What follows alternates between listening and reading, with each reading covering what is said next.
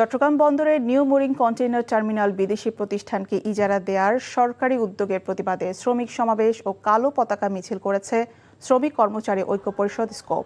সকালে নগরীর আগ্রাবাদে স্কোপ আয়োজিত সমাবেশে সভাপতিত্ব করেন সংগঠনের যুগ্ম আহ্বায়ক এস.কে খোদা তোতন। এতে অন্যান্যের মধ্যে বক্তব্য রাখেন প্রবীণ শ্রমিক নেতা তপন দত্ত, বন্দর শ্রমিক নেতা শেখ নুরুল্লাহ বাহার ও ইফতেখার কামাল খান। বক্তারা চট্টগ্রাম বন্দরের এনসিটি সহ গুরুত্বপূর্ণ টার্মিনালগুলো লাভজনক ও সফলভাবে পরিচালিত হচ্ছে বলে দাবি করেন। এই অবস্থায় কোনো টার্মিনাল বিদেশি অপারেটরের হাতে তুলে না দেওয়ার আহ্বান জানান বক্তারা। সমাবেশ শেষে বন্দর অভিমুখে কালো পতাকা মিছিল করা হয়। প্রতি সপ্তাহে সর্বোচ্চবার বিকাশ পেমেন্টে 50 জন হবেন পেমেন্ট চ্যাম্পিয়ন। জিতে নিন টিভি সহ আকর্ষণীয় সব প্রাইজ।